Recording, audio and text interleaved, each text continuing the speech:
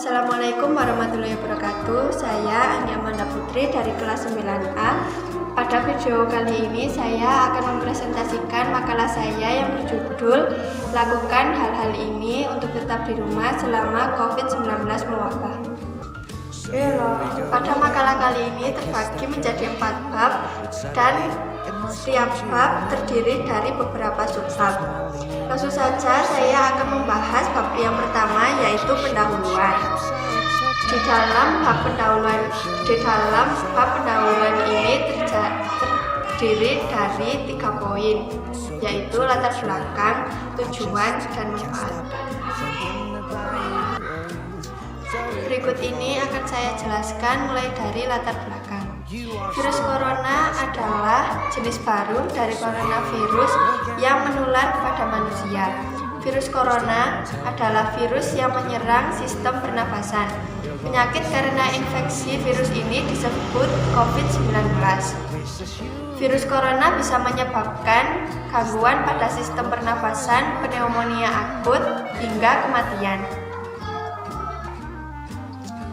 Perkembangannya sampai saat ini, virus corona telah memakan banyak korban jiwa dan ratusan lainnya dalam kondisi yang parah.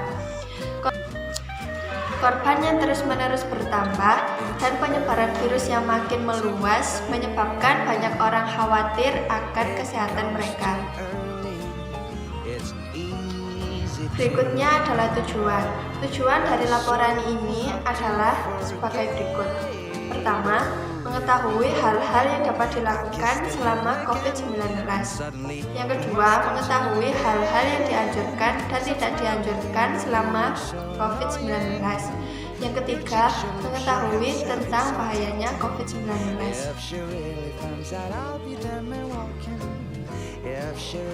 Berikutnya adalah manfaat.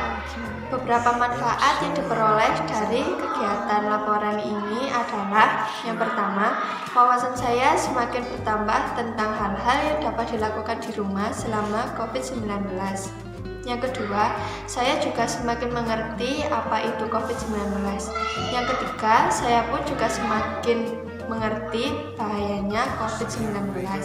Yang keempat, menjadikan saya hidup lebih bersih. Lanjut ke bab 2, yaitu kajian pustaka. Pada bab ini menjelaskan makna-makna dari beberapa subbab yang akan saya jelaskan sebagai berikut. 1. Pandemi COVID-19. Dalam istilah kesehatan, pandemi berarti terjadinya wabah suatu penyakit yang menyerang banyak korban serempak di berbagai negara. Sementara dalam kasus COVID-19, Badan Kesehatan WHO menetapkan penyakit ini sebagai pandemi karena seluruh warga dunia berpotensi terkena infeksi penyakit COVID-19. Yang kedua, social distancing.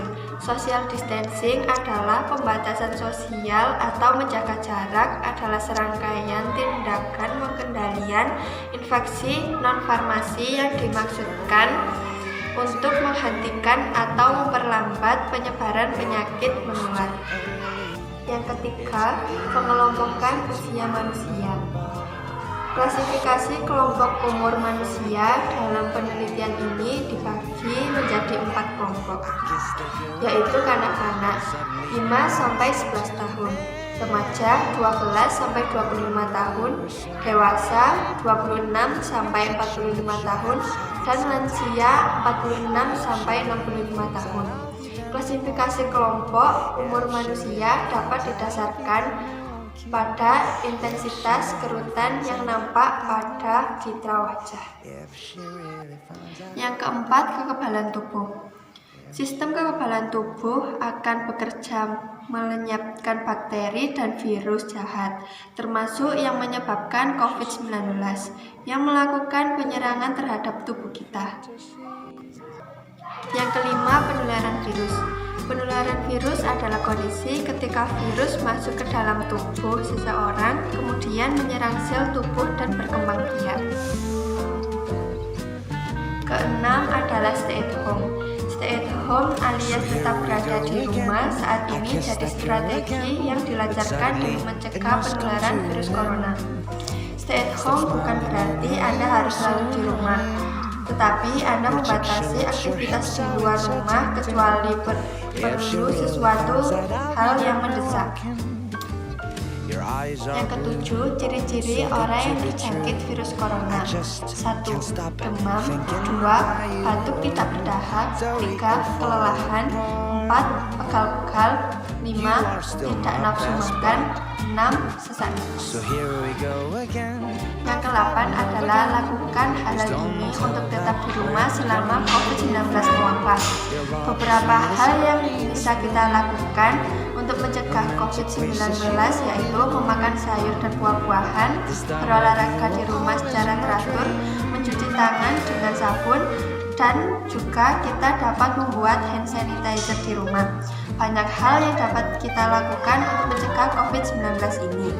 Bahkan kalian stay di rumah saja sudah termasuk membantu pemerintah untuk mengurangi COVID-19.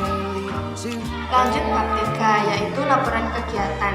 Langkah-langkah yang telah dilakukan untuk mewujudkan kegiatan hal-hal yang dapat dilakukan di rumah selama COVID-19 mewabah.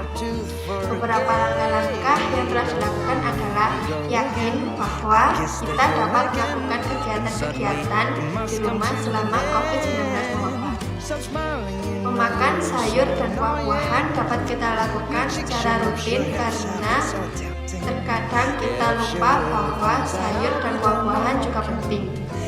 Berolahraga di rumah secara teratur dan juga berjemur selama 15-20 menit untuk meningkatkan imunitas tubuh. Mencuci tangan dengan sabun, dan juga kita dapat membuat hand sanitizer di rumah. Langkah-langkah tersebut dapat dilakukan di rumah pada saat COVID-19 mewabah. Beberapa kendala yang terjadi pada saat melakukan langkah-langkah kegiatan hal-hal yang dapat dilakukan di rumah selama COVID-19 mewabah, yaitu terkadang kita tidak yakin bahwa kita dapat melakukan kegiatan-kegiatan di rumah selama COVID-19 mewabah. Tidak nafsu makan sayur dan buah-buahan, malas gerak, sering sekali terjadi pada saat kita stay at home. Kendala-kendala tersebut menyebabkan kita menjadi terhalang untuk melakukan hal-hal produktif di rumah selama COVID-19 mewabah. Solusi untuk menghadapi kendala tersebut adalah tetap yakin bahwa kita bisa melakukan kegiatan di rumah selama COVID-19. Meningkatkan nafsu makan, terutama memakan sayur dan buah karena tubuh kita memerlukan makanan bergizi, melawan rasa malas agar rutin berolahraga dan juga berjemur untuk meningkatkan imunitas tubuh kita. Tidak gampang memang untuk menghadapi kendala-kendala tersebut, tetapi kegiatan tersebut juga untuk diri kita sendiri agar terhindar dari COVID-19. Lanjut ke bab 4, yaitu penutup. A. Kesimpulan. Berdasarkan uraian dari hasil kajian pustaka dan laporan kegiatan, maka dapat disebutkan beberapa poin berikut. 1. Kita dapat melakukan hal-hal produktif secara mandiri di rumah selama COVID-19 mewabah. Yang kedua, kita dapat melakukan beberapa hal untuk mencegah COVID-19 secara mandiri di rumah. B. Saran. Saran-saran yang bisa diberikan kepada beberapa pihak terkait berdasarkan hasil dari penyusunan makalah ini adalah 1. Diri sendiri. Makalah ini dapat menambah wawasan saya tentang COVID-19. Selain itu, saya juga paham langkah-langkah apa saja yang dapat saya lakukan untuk mewujudkan kegiatan hal-hal yang dapat dilakukan di rumah selama COVID-19 mewabah. 2. Keluarga. Dapat menambah wawasan untuk memutus rantai penularan COVID-19. Hal ini dapat dilakukan dengan melakukan stay at home dan juga menjaga kebersihan. 3. Teman sejawat. Makalah ini dapat menjadi pembelajaran agar sementara waktu untuk kita tidak langsung berkontak bersama teman. Selain itu, makalah ini juga dapat menjadi bahan diskusi untuk kita agar lebih paham tentang bahayanya COVID-19. Yang keempat, masyarakat. Sebagai upaya kepada masyarakat untuk lebih memahami pentingnya dan juga bahayanya COVID-19. Melalui makalah ini, masyarakat dianjurkan untuk stay di rumah dan melakukan hal-hal pencegahan secara mandiri di rumah.